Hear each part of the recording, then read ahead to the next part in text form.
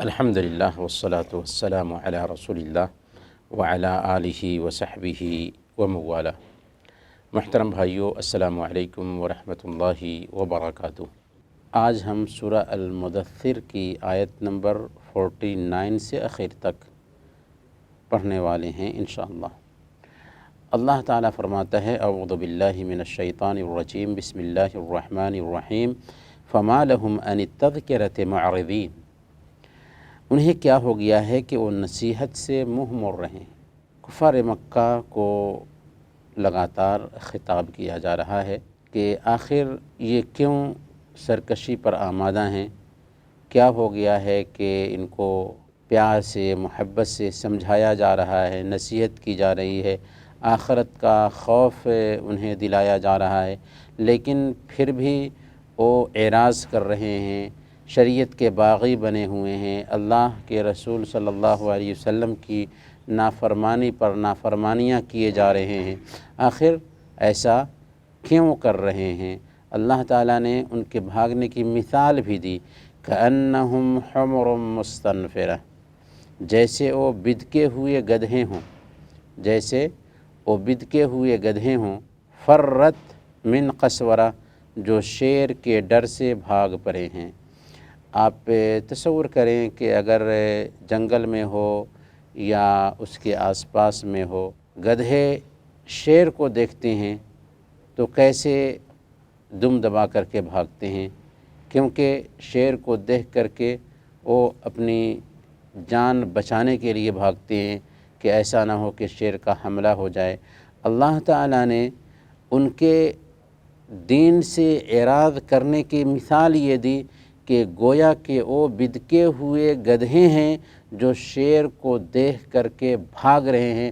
ویسے ہی ان کا حال ہے کہ جب وہ نصیحت سنتے ہیں، اللہ اور اس کے رسول کی بات سنتے ہیں تو فوراً بھاگتے ہیں، کان نہیں دھرتے، اس کی طرف دھیان بھی نہیں دیتے۔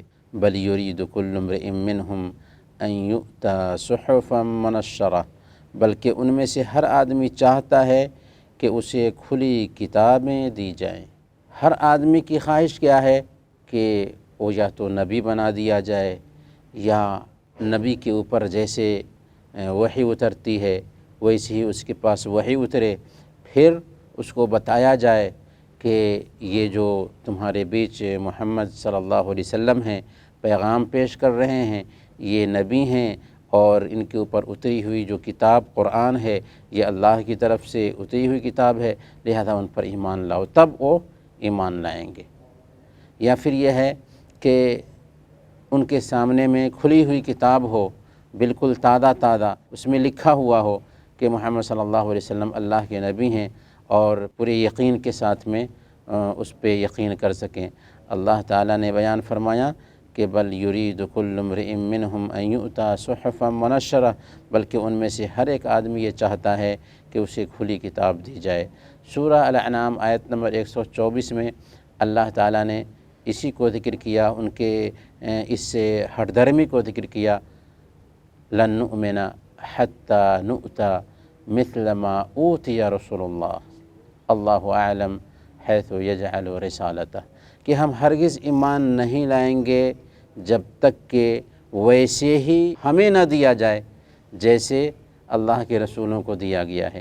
یعنی جیسے اللہ کے رسولوں کے اوپر وحی اتری ہے، ویسے ہی جب تک کہ ہمارے اوپر وحی نہیں اترتی ہے تب تک کہ ہم محمد صلی اللہ علیہ وسلم پر نعوذ باللہ ایمان نہیں لائیں گے۔ سورہ الانعام آیت نمبر 124 میں فرمایا آگے، اللہ اعلم حیث یجعل رسالتہ، اللہ جانتا ہے کہ رسالت کا حقدار کون ہے، وہ سمجھتا ہے کہ کس کے اوپر وحی آنی چاہیے اور کس کے اوپر وحی نہیں آنی چاہیے۔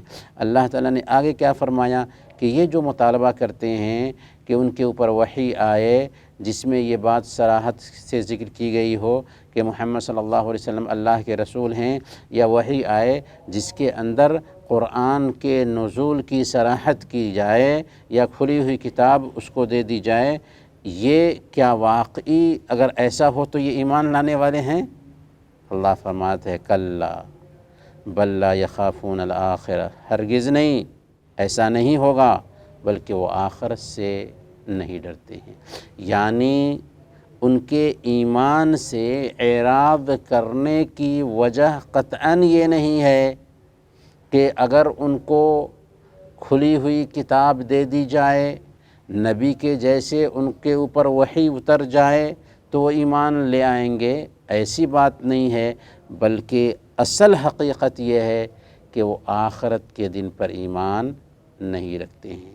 اور جو آخرت کو نہ سمجھ رہا ہو، آخرت کے دن پر ایمان نہ رکھتا ہو، ایسے انسان کی یہی کیفیت ہوتی ہے، وہ ملحدانہ زندگی گزارا کرتا ہے۔ کلا بل لا یخافون الآخرہ، ہرگز ایسا نہیں ہوگا، بلکہ اصل وجہ یہ ہے کہ وہ آخرت سے نہیں ڈرتے ہیں۔ کلا انہ تذکر، ہرگز نہیں، یہ قرآن نصیحت ہے، قرآن سبق ہے، قرآن پیغام ہے، انسانیت کے نام۔ جو چاہے اس پیغام سے سبق لے اور اپنی اصلاح کر لے۔ پوری دنیا کی سچائیوں میں سب سے بڑی سچائی اگر کوئی چیز ہو سکتی ہے تو وہ اسلام ہے، قرآن ہے، رسول اللہ صلی اللہ علیہ وسلم کی سچائی ہے۔ اس سے بڑھ کر دنیا کی کوئی سچائی نہیں ہو سکتی۔ لیکن ایک انسان چاند پر چلا گیا پر اس کو رب کی پہچان حاصل نہ ہوئی، جو دنیا کی سب سے بڑی سچائی ہے۔ اللہ نے فرمایا کلا انہ تذکرہ، ہرگز نہیں، یہ قرآن نصیحت ہی نصیحت ہے۔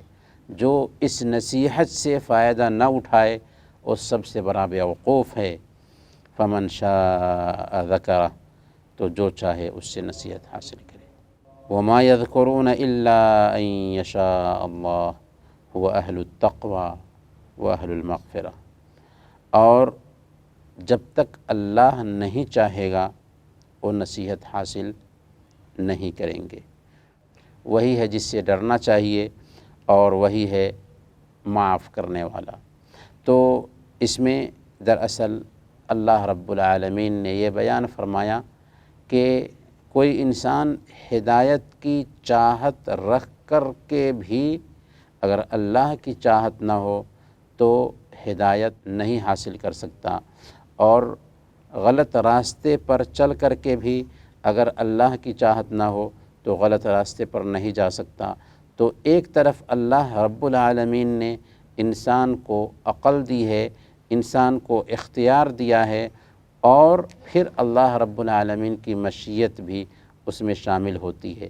پر ایک انسان کو اللہ کی مشیت کی بنیاد پر سزا نہیں ملے گی، بلکہ اس کے ارادہ اور اختیار کی بنیاد پر سزا ملے گی۔ انسان کو خیر بتا دیا گیا، شر بتا دیا گیا، اور اللہ رب العالمین خیر کو پسند کرتا ہے، اس کی بھی اس نے صراحت کر دی، شر کو ناپسند کرتا ہے، اس کی بھی اس نے صراحت کر دی اور اختیار دیا۔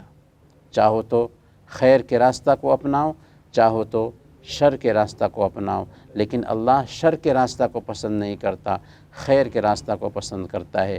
اگر خیر کے راستہ کو پسند کرو گے تو فلاح پاؤ گے، شر کے راستہ کو پسند کرو گے تو گھاٹے میں رہو گے۔